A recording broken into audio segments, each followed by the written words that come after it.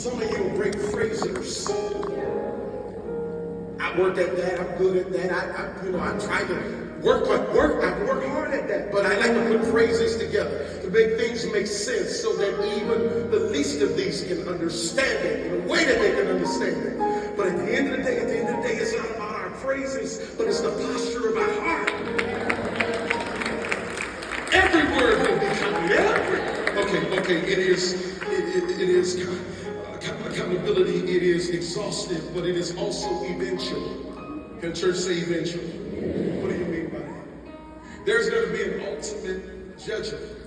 You may not pay for it now. I may not pay for it now. But Jesus mentions the day of judgment. When you go back and you read in Matthew 12, 36 and 37, he mentioned the day of judgment. Here's what he's doing. Jesus is anchoring us in accountability so he can get us ready for the arrival. But we stand before the throne for a righteous and holy judge. That's why we must speak. Let every word that comes out of our mouth. Here's what he'll need. Pastor Ken, and I'm not great at it. I'm getting better at it. But one of the tools that help me is that everything that I say, Faith, now I'm reminded that I'm going to hear it again.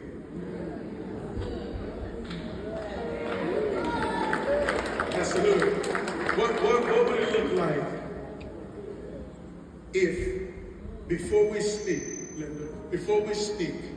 Elder, before we talk to our husband, our wife, our children, before we go off, that we speak like we know everything we're about to say? One day, it's coming back.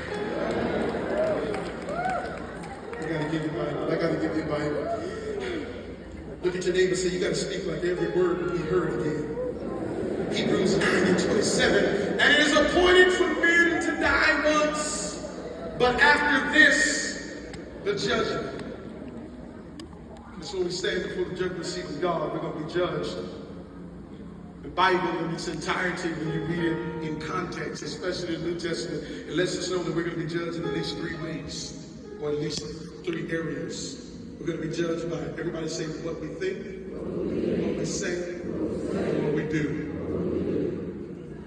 What we say, what we think, and what we do. This is important because for those of you who say, well, you think you're so holy because you don't do something. He will also judge you on not just what you do, but on what you think. He'll also judge us on the words that we say. And here's the interesting thing about this, Bishop Ketchens. It's not just sins of commission that will be judged, but sins of omission. A sin of commission is when God tells you not to go somewhere and you go anyway. He tells you not to say this and you say it anyway. He tells you not to do that. We're going to be judged on sins of commission. But watch this. Also, we will be judged on sins of omission. That's when God tells you to do something and you omit it. To go here and you omit it. To say this and you don't. Omission. You be my witnesses. Go ye therefore, baptize in the name of the Father and the Son and the Spirit. You didn't believe the same. You should have power. You want to do that. You omit